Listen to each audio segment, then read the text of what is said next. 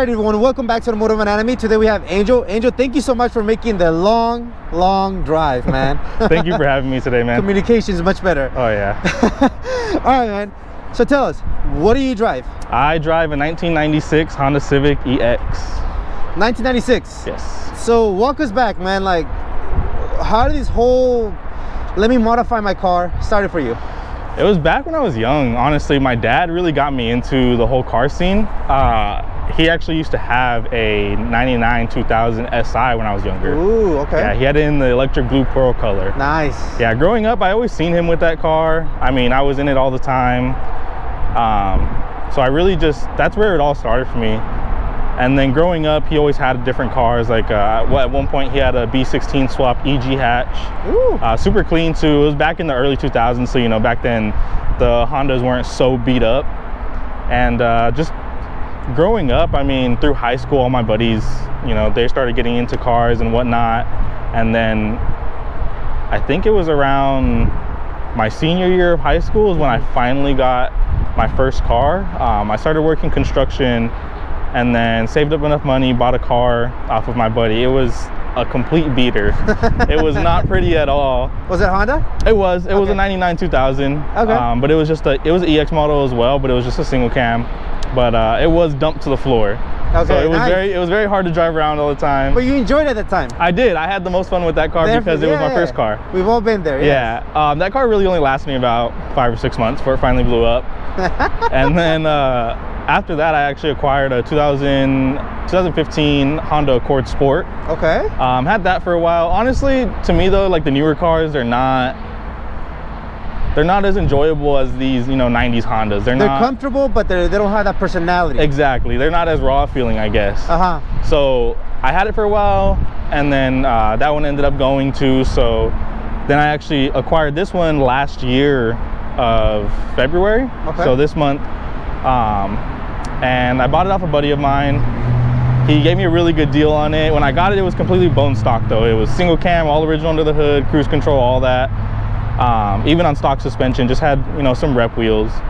And yeah, I mean, it is what it was supposed to be a really nice, fun daily at first. I wasn't really supposed to do too much to it. And then it kind of turned into one thing leads to another. Yeah, one thing leads to another, and it kind of turned into what it is today. So that was the vision, to make a nice daily. But it seems like your dad knew his way around the ranch. Obviously, you were gonna get inspired by it, so we know that nothing's gonna stay stock. Yeah, of course. I mean, even my dad now, he was out of the Honda game for a while, and now he's back in it. He has a completely original 98 LS Integra. We actually picked it up around where I live, and it's all original, you know, completely bone stock. So it's a nice car. We're still looking to maybe do a couple things to it. You will be doing something. Yeah. He wants to keep it original, but I keep kind of pushing him to like you know, I keep telling him like, let's do an LSV in it, or let's just lower it a little bit. Right. I know once I kind of get him to do something to it, he's gonna want to just take it further. So that's awesome. Tell us the overall idea of it. You said OEM plus? It was kind of an OEM plus car. Like there's just things about the car that a lot of people don't really notice that I've done to it so far. Like it's things that like I appreciate more. Like I just recently acquired the brand new hood cowl from Honda with all the clips. Just little things here and there, brand new side skirts, the mud guards in the back. I mean, there's like little things to it that just add that little extra flair to me. And when I got the car, it didn't look anything like this either. It had an eBay rep grill, the bumper, it had no lip on it, there was no hood bra. The headlights were so yellow, I don't even think you could see out of them. Yeah, I mean, the paint was so, I mean, the car's not the cleanest right now, but the paint was so bad before that, I mean, you run your hand across it and it feels like sandpaper. Oh, wow, that's rough. Now it doesn't feel anything. Now it's nothing like that. It's super clean now. Definitely. So let's start with the front end. What are some of the plans that you got going on for it?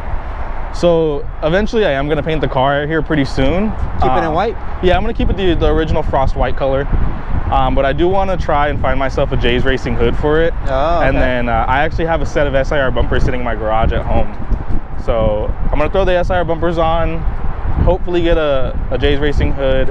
And then I really want to find an EK4 CTR grill for the car too. Ooh, so okay. And then maybe in the future a different lip, or try to find myself a real SIR lip. This one is a rep because, I mean, like I said, I daily the car. I've cracked like 3 of them already. I've, you know, broken them. So I don't know how I feel about getting a real SIR lip just yet. Definitely. It'll hurt more when it breaks. Oh yeah, maybe when I learn to take care of them a little bit more, then I'll get one, but. Okay. And then tell us about your suspension pieces. What do you got going on? So right now, for the most part, honestly, I really just have function form type 1s, and then really that's just it. I'm just on function form type 1s. There's nothing really too much going on with the suspension. Natural camber, no camber kits, anything natural like that? camber, everything like that. I am actually looking to get camber kits here pretty soon, just to kind of kill some of that inner tire wear, just because, you know, I want these tires to last. Definitely. I actually have a rear disc conversion sitting at home right now. I have to go buy some e-brake cables for it, so that's the only reason that they're not on. Gotcha. Okay. And then maybe just, like, you know, refresh the front spindles a little bit, maybe new bearings, you know, lower ball joints, all that. But for now, everything's functioning properly. Yeah, right now everything's perfectly fine. Nothing's really giving me an issue. Okay, that's good. Tell us about your wheel and tire setup, man. So right now I am currently on giggle. Yeah, I am on Rota slips. A lot of people. So those are the original one, and then the spoon are the fake ones, right? Definitely. Nah, a lot of people do kind of take a double take at them sometimes, because the slips are kind of, they look exactly like spoons, to be honest. They're really the only way to tell with these ones, at least, are just to, you know, on the back of the hub, if they say Desmond or if they say, you know, Rota. So, and I think the Desmond ones or the spoon ones say made in Russia. These ones, they just say made in Japan or whatever. But the only reason I got these, I actually got a really good deal on them. I got all 4 brand new for $100. What? Yeah, I found them out here, or out in LA. I would rock them myself if I got them for that price. Got them out in LA. They've been on the car for about a year or 2, so I mean, they treat me well. They look good. Don't get me wrong. Great, man. Yeah. And then they're wrapped up in some Nankang NS2Rs, some 205 5015s. Perfect. And what are the wheel specs on the actual wheels, do you know? 15 by 6.5 plus 40. It seems like that's a sweet spot. I mean, yeah, maybe a little bit wider. That actually is the OG spec for real spoons. That's kind of why I wanted to get them, because OG spec for spoons are 15 6.5 plus 40, and these just so happen to be that. So I was like, okay, yeah. I can. And $100. Yeah, $100. I'm like, I couldn't really $100 beat it. You would have been like, is that the actual specs? But it's $100. Yeah. So don't lie. It was $100. I mean, you can't really beat that. There were no cracks. There were no bends. Seriously. So did you refinish them? Yeah, I did. When I got them, they were originally chrome. So that's why they were $100. Honestly, I just sprayed them Rust-Oleum black, and I learned if you want them to look close to the original spoon finish, paint them and never clean your wheels. They'll fade over time, and that's how they get the OG spoon There you look. go, a tip for all of you. Oh yeah. It looks amazing though. I absolutely love them, man. Thank you. It looks perfect with the car. It gives them a nice subtle look. Thank you. Braking system, everything stock? Yeah, it's just I have Stop Tech rotors up front, and then I actually have brand new calipers from Honda, and then just some basic AutoZone pads. I'm looking to change them out soon, so they don't really have the best stopping power. So I'm either looking to get into like some Hawk HP Pluses or some EBC greens. Okay. Now with all these modifications, very specific, are you planning to track the car, or you just want to continue to have a fun daily driver? So that was the issue with the build in the first place. I didn't really know what I wanted to do with it. I didn't know what direction I wanted to go with. But after kind of meeting everybody that I know now, like Oscar and Ant and Corey and all of them, I think the plan for the car now is to kind of make it a streetable track car. Nice. Cool. Let's talk interior. What do you got going on? So the interior for the most part is pretty stock. Right now all I really have is just the SIR cluster from the 96-98 EK4. I do have a personal wheel under that cover. I am running the Hybrid Racing adjustable shift, the short shifter, their new plate that they actually just came out with for the US model, because I believe before when they first made it, it was only for right-hand drive cars. And then the rest is really just stock. I have the radio block-off plate. My radio is tucked into my glove box. Oh, you still have radio? Yeah, that's awesome. I do. It is still in the glove box. I was gonna say that. I mean, it looks very clean, but then you still have the radio. Yeah. I like it. I don't know. I a while back I actually bought the OEM floor mats in black, so I feel like it really sets the car off. And when I originally got the car, the seats and everything were so messed up and dirty that they were practically dark gray. The interior is light gray, but the seats look dark gray. So I took about a day or two, ripped everything out, and just went ahead and, like, you know, shampooed the seats, the carpets, everything that I could, and tried to kind of refresh it and make it look a little bit cleaner than what it was. Gotcha. Dark gray. It was pretty much dark gray. And what are the future plans for the interior? I mean, it's so clean for what your needs are. I feel like it's perfect. It's comfortable. It is comfortable, but with me being a taller guy, I do want to get a bucket seat to kind of sit lower in the car, because I do feel like the seats right now, I feel like my head's always constantly hitting the roof. Okay. So I definitely want to keep most of the interior in the car, but I do want to tear out the seats and put in Recaros. My buddy Steve, or Teto Media on Instagram, he let me sit in his Recaro SPG XL. Game over. It was over after that. I was like, this is the perfect seat. It fits me well. It's super comfortable. He even let me drive his car with that seat, and I was like, okay, yeah, like, I'm sold. Gotcha. So that's definitely going to be one of the next bigger purchases for the car. All right, Angel, let's see what your daily driver looks like. I'm stepping on the wire. There you go.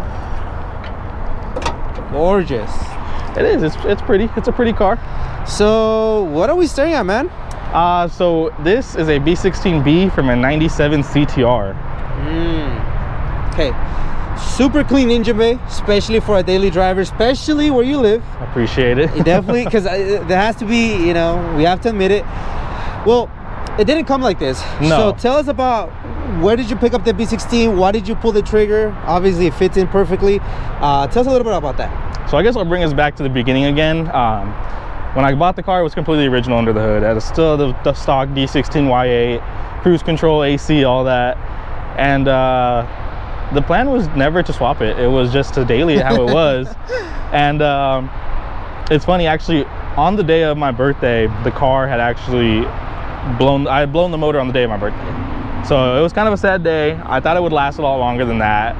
When I bought the car, though, it did have, I think, a little bit over 240,000 miles on it. Wow. So it was on its way out. Okay. And you ran Lightning, and it didn't help, probably. Oh, definitely not. I beat the hell out of that single cam. I had so much fun with it. Yeah, but so when it blew up, I didn't really know what direction I wanted to go with the car. Honestly, to me at the time, because I was so new to kind of building cars, I had never really built a car before, or I guess started from ground zero and built it up. In my head, I was just like, go K series, go K series. It's, you know, everybody's doing it, but my pockets were saying no at the time. Definitely. So I actually just was online doing research, kind of seeing what was out there, and I came across this on HMO. Seen it on their page, actually, on their Instagram page first, and then I went onto their website, and I was looking at it, reading the specs for it, and I was like, man, how cool would it be just to have a Type R motor in, you know, my Civic. So, you know, I was up all night on YouTube watching videos about it. That's awesome, dude. You know, just seeing other people, you know, with the same setup. So just ripping and having fun. Yeah, just having too much fun with it. So I actually went and picked up the motor from HMO. And when I did that, I originally was just going to toss the motor in with the engine bay just all dirty and, you know, ugly. And I kind of decided to take the time and tear everything out and respray the whole bay. Nice. So I completely took everything out. I took the AC off the car, you know, tore the booster out, the clutch master. You know, can tell that firewall was super clean. Yeah, even all the hard lines, I even pulled them off. Wow. And yeah, just masked everything off best as I could, painted the car, or painted the bay. Obviously, you know, it was my first time ever doing it, so it's not the cleanest, but it is clean for what it is. Yeah, man, it's amazing. I mean, it is all rattle can too. It's amazing. It looks great. Like, don't estimate your hard work. It's really clean. It's just Rust-Oleum white with 2K clear over top. Okay.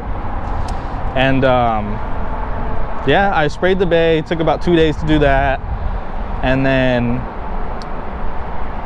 with the help of my homie Christian, he actually came over, gave me a hand, and helped me put the motor in and kind of button everything up a little bit. Okay. And the motor, you kept it stock interiors? Yeah. Internal, sorry? Yeah, stock internals. It's when I got the motor from HMO, they say that it has about, you know, 70,000 miles on it. But then again, though, it is a Type R. So, yeah, you know, the guys out there in Japan were probably beating on it. I'm not going to lie. Definitely. But yeah, when I acquired the car, it actually came with the Type R ECU, and it was already had a chip from Jay's Racing out in Japan. So that was beat it. that was kind of the first assumption right there. I was like, oh yeah, they definitely beat on this car a little bit. A little sticker, no good racing. Yeah. It was well kept. Okay, so then tell us a little bit about what you have going on for cooling, fuel, and then any plans after that, man. So as far as like the fuel system, it's completely stock. Honestly, it's stock fuel rail, stock injector, stock fuel pump. Still going strong. As far as cooling, I do have a Koyo Rad half size with a Mishimoto Slim Fan and shroud. Cool. And then yeah, stock hoses. The car runs fine. The fan isn't wired direct like Oscar's car. And so, you know, it actually turns on when it's up to temp. I kind of had to throw that out there at Oscar. We always make fun of him for it. So, but yeah, I mean, eventually in the future, I do want to switch out like the injectors, the fuel rail, the regulator. I do want to do a tucked fuel line and tucked fuel filter, and then maybe a different fuel pump in the future as well. And then, but as far as like the radiator and everything, I'm pretty happy with it. It does its job. The car doesn't really overheat. If anything, the car runs cooler than it should. Sometimes when I'm driving like late at night, the car, I'll watch the temps just drop all the way down. Wow. So it definitely runs really cool. But as far as like everything else is done in the bay, I do have Hasport mounts. When I bought the swap, it didn't come with mounts, so I had to go out and buy those. And so based on that sticker staying naturally aspirated? Yeah, I do believe, honestly, to me, I do believe that naturally aspirated cars are kind of the way to go. They're a little bit more reliable, and to me personally, they're a little bit more fun and easier to drive on the streets. Especially when it comes to like, if I do want to track the car in the future, I do want to keep it naturally aspirated. But yeah, I mean, there's really not much to the motor itself. All I really did was I added the PLM headers. So I am on PLM headers, 2.5-inch piping all the way back to a single MagnaFlow resonator. And then I do have a Jay's Racing axle back on the car as well that was actually custom fit to the coupe. Okay. And then what kind of transmission are you running? It's a stock CTR transmission, so I think it's either a 4.4 or 4.7 final drive. I can't remember exactly. Okay. Yeah, but it is the S4C transmission. I'm gonna say this is a perfect daily driver. Thank you. I mean, it feels like it. Honestly, it really is just a perfect turnkey car. I mean, I get in it every day. It starts up with no issue. Doesn't give me any problems at all. It's funny, the intake arm actually on the car is an AutoZone intake arm. Sweet. So I found it my buddy Ant had actually gave me one that he had sitting around in his garage, but it kept hitting the distributor wires. So I kind of wanted to find something else. But at the time I was kind of like, I don't really want to go out and like buy something that's going to cost me, you know, upwards of like $100, $200, because I'm like, it's just you're never really going to see it. I'm really just using it for performance, not really, you know, anything too crazy. So I was at AutoZone actually grabbing oil one day, and I seen it sitting there on the shelf, and I was like, man, this kind of doesn't look bad. It already came wrinkle black. I was like, it comes with all the plugs for it. So I bought it and I put it on, and I'm like, it fits pretty well. Yeah, it looks good. Yeah, thank you. Cool, man. This is an awesome engine bit for a daily driver. Thank you. And even a project. Thank you. Yeah.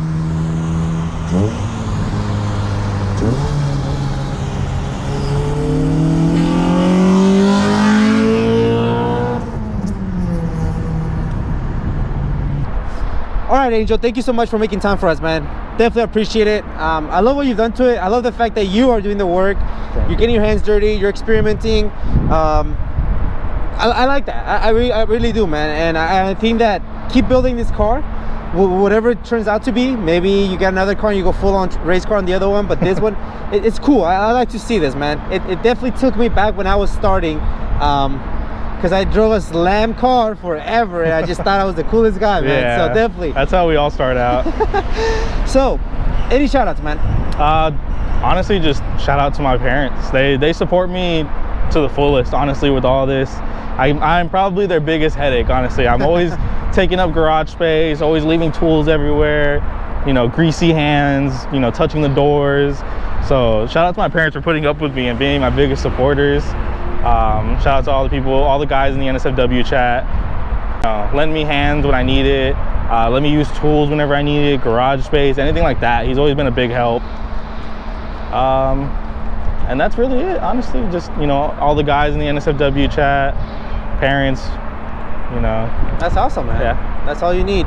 Well, much love to you, man. Thank you for supporting. Thank you for making out. Long drive for you, man. Thank you for meeting up with me and sharing the story with all of us.